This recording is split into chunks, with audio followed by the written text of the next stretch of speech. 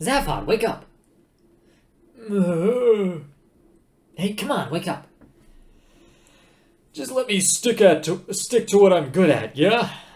Muttered Zaphod and rolled away from the voice back to sleep. Do you want me to kick you? Would it give you pleasure?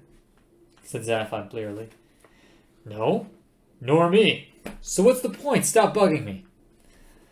Zaphod curled himself up. He got a double dose of the gas, said Trillian, looking down at him. 2 windpipes. And stop talking, said Zaphod. It's hard enough to try to sleep anyway. What's the matter with the ground? It's all cold and hard. It's gold, said Fjord. With an amazingly balletic movement, Zaphod was standing and scanning around the horizon, because that was how far the gold ground stretched in every direction, perfectly smooth and solid. It gleamed like... It's impossible to say what it gleamed like, because there's nothing in the universe that gleams in quite the same way that a planet made of solid gold does. Who put all this here? Yelped Zaphod, goggle-eyed. Don't get excited, said Fjord. It's only a catalog.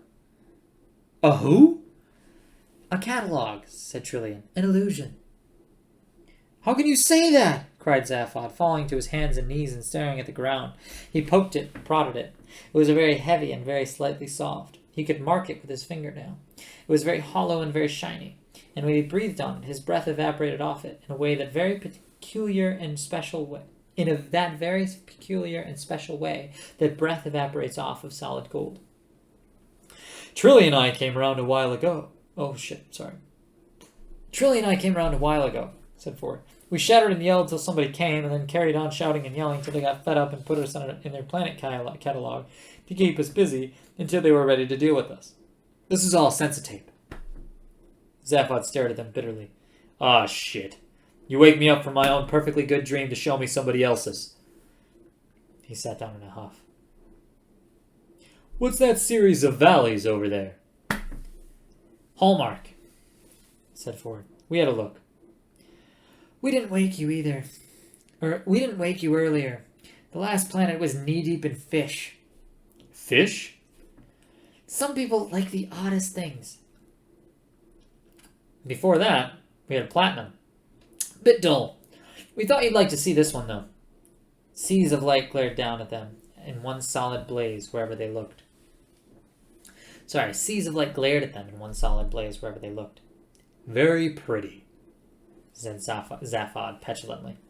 In the sky, a huge green catalog number appeared. It flickered and changed, and when they looked around again, so had the land. As with one voice, they all went, Yuck! The sea was purple. The beach they were on was composed of tiny yellow and green pebbles, presumably terribly precious stones.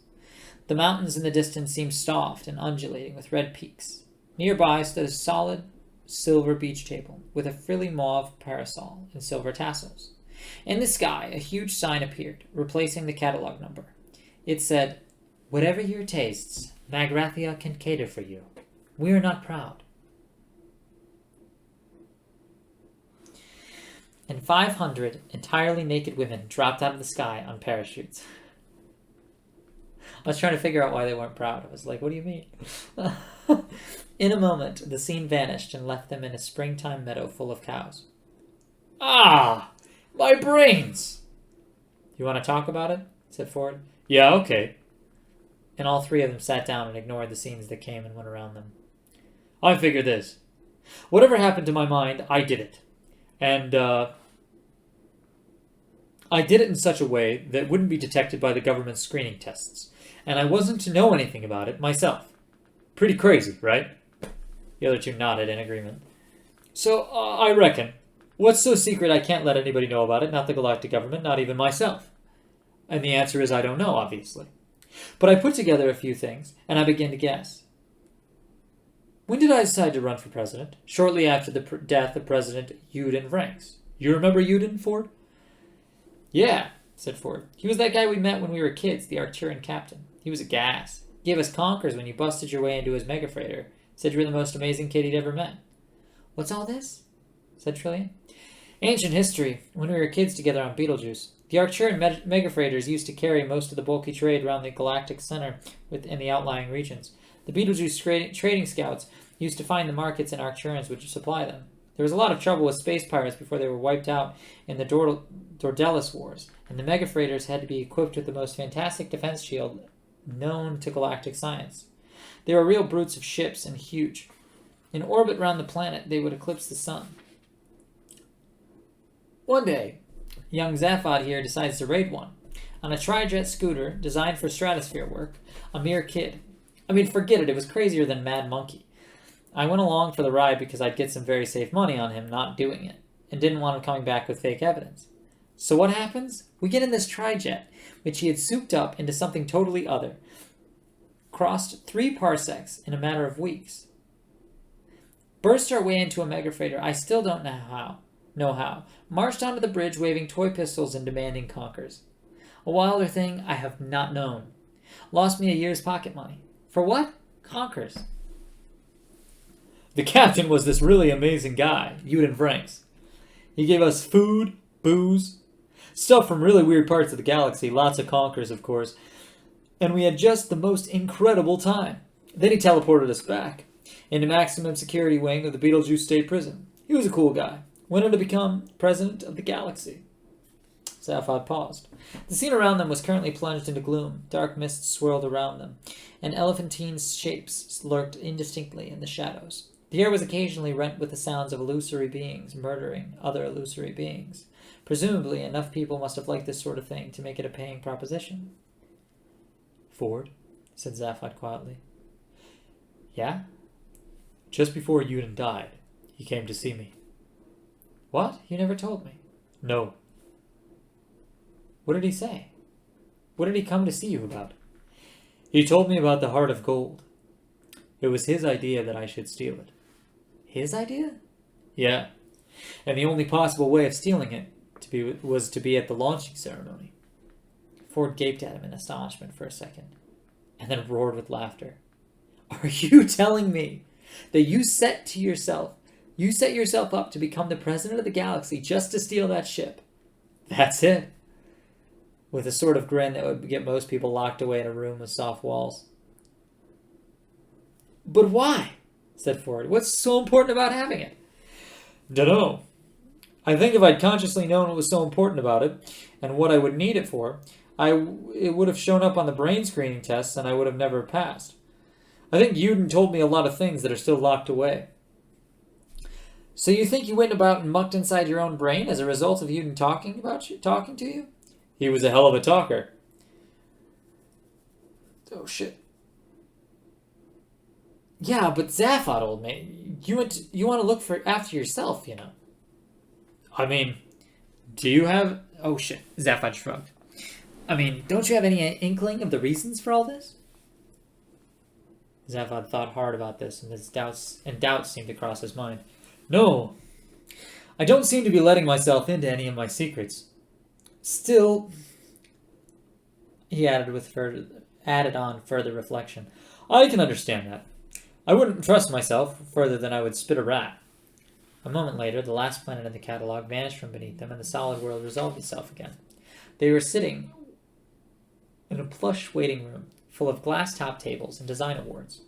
A tall Magrathian man was standing in front of them. I'm going to assume this is the old man. The mice will see you now. No, it's not. The mice will see you now, the tall Magrathian man said. Chapter 30. So there you have it, says Lord Bartfist, making a feeble and perfunctory attempt to clear away some of the appalling mess of his study. He picked up a piece of paper from the top of the pile, but then couldn't think of anywhere else to put it, so he put it back on top of the original pile, which promptly fell over. Deep Thought designed the Earth. We built it, and you lived on it. And the Vogons came and destroyed it 5 minutes before the program was completed, added Arthur, not unbitterly. Yes, said the old man, pacing to gaze hopelessly around the room. 10 million years of planning and work gone just like that. 10 million years, Earthman. Can you conceive of that kind of time span? A galactic civilization could grow from a single worm 5 times over, and that time, gone. Well, that's bureaucracy for you. Oh, shit. He paused. Well, that's bureaucracy for you, he added. You know, said Arthur thoughtfully, all this explains a lot of things. All through my life, I've had this strange, unaccountable feeling that something was going on in the world. Something big, even sinister. And no one would ever tell me what it was. No, that's just perfectly normal paranoia. Everyone in the universe has that. Everyone? Well, if everyone has that, perhaps it means something. Perhaps somewhere out there, outside the universe we know. Maybe. Who cares? Said Slartibartfast before Arthur got too excited. Perhaps I'm old and tired. He continued. But I always think that the chances of finding out what really is going on are so absurdly remote that the only thing to do is to say, hang the sense of it, and just keep yourself occupied. Look at me, I designed coastlines. I got an award for Norway. He rummaged around in a pile of debris and pulled out a large perspex block with his name on it and a model of Norway molded into it. Where's the sense in that? None that I've been able to make out. I've been doing fjords all my life. For a fleeting moment, they became fashionable, and I got a major award. He turned it over in his hands with a shrug and tossed it aside carelessly, but not so carelessly that it didn't land on something soft. In this replacement Earth they're building, they've given me Africa to do. And of course I'm doing it with all fjords again because I happen to like them. And I'm old-fashioned enough to think that they give me a lovely... Oh, I'm doing all fjords again because I happen to like them, and I'm old-fashioned enough to think that they give a lovely baroque feel to a continent. And they tell me it's not equatorial enough. Equatorial? He gave a hollow laugh. What does it matter? Science has achieved some wonderful things, of course, but I'd far rather be happy than right any day. And are you? No, that's where it all falls down, of course. Pity, said Arthur with sympathy. It sounded like quite a good lifestyle otherwise. Somewhere on the wall, a small white light flashed. Come, you are to meet the mice. Your arrival on the planet has caused considerable excitement.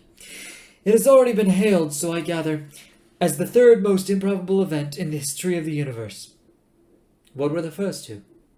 Oh, probably just coincidences, said Slartibartfast carelessly. He opened the door and stood waiting for Arthur to follow. Arthur glanced round him once more, and then down at himself, as the sweaty, disheveled clothes he had been lying in the mud in. At the sweaty, disheveled clothes he had been lying in the mud in on Thursday morning. I seem to be having tremendous difficulty with my lifestyle, he muttered to himself. I beg your pardon? Said the old man mildly. Oh, nothing. Only joking.